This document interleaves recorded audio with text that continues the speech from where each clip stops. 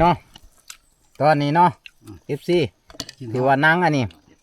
กินฮอดเด้ฝากให้ FC กินก่อนนี่เด้อกินเพื่อก็ได้เนาะทุกคนมีแต่เนื้อล้วนๆนี่กรอบนอกนุ่มในนี่คำเนื้อเพื่อคำนี้เพื่อไอ้พี่เนาะน่าตัวได้รับแล้ว30,000บกเด้อว้ายนั่นน่ะเบอร์โอ้เฮ้ยยิ่งมากเขาเชียร์ของเสียยังกินบ่ได้บ่กินบ่ได้บ้ามาสิว่าเบื่อผู้เบื่อตัวมันบ่หลายอันนี้ก็คือนี่คือกันได้นี่คล้ายๆอันตู้มินทุกคนนี่เวลานะมันเห็ดอันถือว่ามันเตือนอันแข้งหนูเลยนี่อันนี้ก็ตีหนูคล้ายๆหนูแพงอะไรทุกคนคล้ายๆตระกูลหนูอีปูอีปูอีหญ้าของหนูแพงนี่เขาก็หมอกไหพันทองเนาะไหพันทองเพิ่นผักเป็นตอนเนาะแล้วก็จำแจวคมๆทุกคนสบาย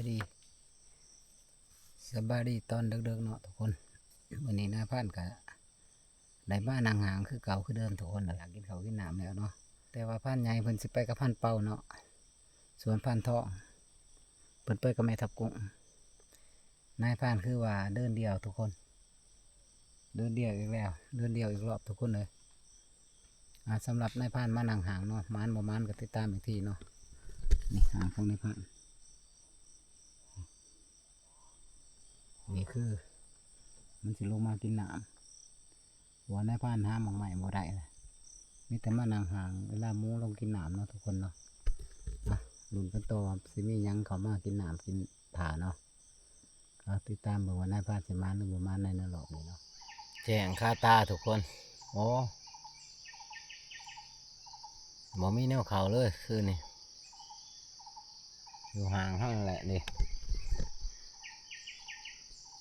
ดูน้องหนาเมานี่มองมูแมบแล้วก็นี่ทุกคน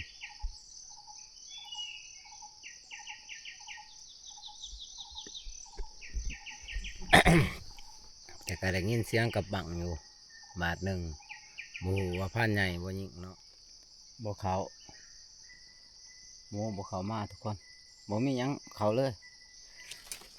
นี่ที่ว่ามูแมบเนาะมูแมบ2 วันก่อนสงสัยที่เดาไป2 วันก่อนทุกคนแต่ว่าเรื่องบ้ามือเขาเพราะนี่น้องหนามเนาะได้หางในพานหนัง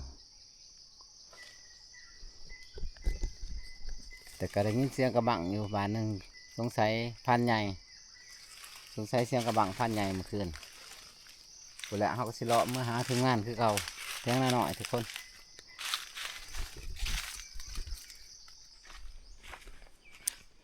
นายพานก็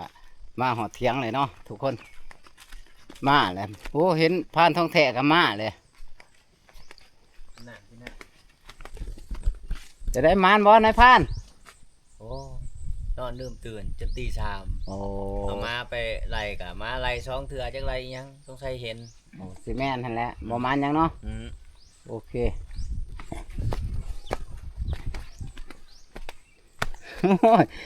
หนึ่งสูงแล้วบ่เข่าฮะสูงแล้วบ่หมอเข่าหันสุกละสูง2 หัว2 หมอ2 หัว 2 หมอพูดผ้าใหญ่กับม้าเลยเว้ยโอ้ผ้าใหญ่ม้าหักเสียงใสเสียงกับบังพุ่นบ่จักได้คืนนี่คอยได้ยินแมนยิ่งยังแหละมาล้างน้ำตั้มมาเลยเว้ยอันนี้เรียบร้อยอันนี้ใส่อันนี้ผลงานโอ้ผลงานบ่นี่เฮ้ย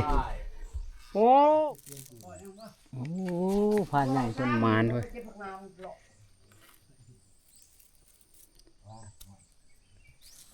ในห้องนี่เขาอยู่ในห้องโอ้เบิดโซ่ดีได้เฮ้ยพันใหญ่โอ้เฮ้ยยิ่งมากเขาเชียร์ของเสียยังกินบ่ได้บ่กินบ่ได้ บ้ามาสิว่าเบื่อผู้ เบื่อตัวมันบ่หลาย โอ้อันนี้ก็คือ เอาอยู่แล้วจะซองโต นี่คือกันได้นี่คล้ายๆอัน บ้างบ่ ตู้หมินทุกคนนี่ หลอกจะ เวลานะมันเห็ดอันถือว่ามันเตือนอันนั้น มาเฝ้าสมาพอดีบ่เห็น แช่งหนูเลยนี่อันใดก็ตีหนูคล้ายๆหนูแพงอะไรทุกคน ก็ขาย ตระกูลหนูอีปูอี หานางจ่าย อีปูอีญ่าของหนูแพง แม่ง นั่นแหละทีมงานเฮากับมันเนาะก็คือว่าดีอกดีใจนํท่านใหญ่เพิ่นมานเด้เนี่ยก็คือว่าบ่เสียแต้มหรือเสียเที่ยวที่ว่ารอบค่ำคืนนี่เนาะที่ผ่านมานี่ก็ท่านใหญ่เพิ่นจัดให้แล้วอ่ะมีแต่เฮาสิเฮ็ดกินเฮ็ดอยากเลยทุกคนอ่ะนี่เฮาก็มอบให้พันทองเนาะให้พันทองเพิ่นผักเป็นตอนเนาะแล้วก็จำแจ่วขมๆทุกคน แล้วก็ส่วนนายพรานกินเขาวแล้วกะสิได้เต้าแล้วสิได้ลุ่มก่อน แค่คิดฮอดได้ สิลุ่มก่อนหัวหน้าก่อนมื้อนี้เพราะว่าหัวหน้าเพิ่นมีหมู่เลยเนาะ ขนาดคันลงง่ายเด้อ เพราะว่านายพรานสิลุ่มก่อนทุกคน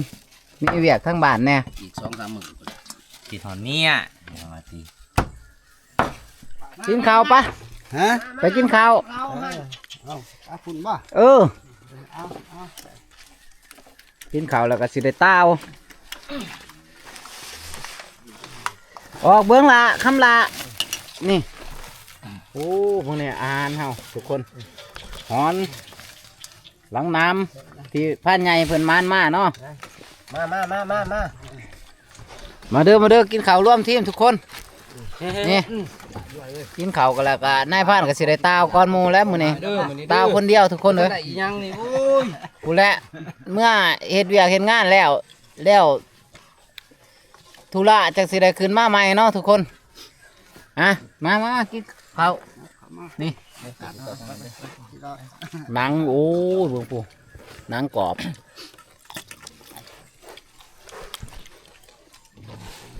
เบิดเท่านั้น เขาจะทับไก่ของสาวนี่ฟันปากขึ้นมาก่อนแตกไป มองเลย เอาไว้มันเห็น ไปอยู่โอ้หาย มาแต่ยังนิ่งตุ๊บ ได้เลยแล้วมันเสียนี่เปล่า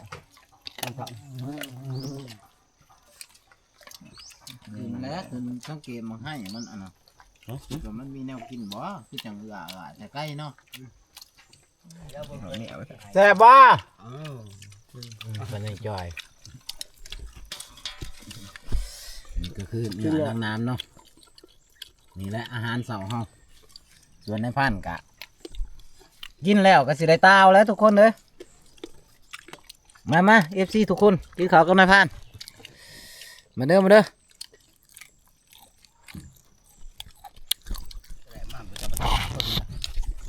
เนาะ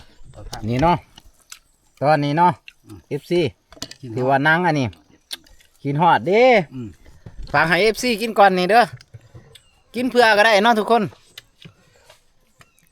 มีแต่เนื้อล้วนๆนี่กรอบนอกนุ่มในเนี่ย คำนี้เพื่อคำนี้เพื่อไอ้พี่เนาะ งานตัว รักแล้วก็30,000บกเด้อ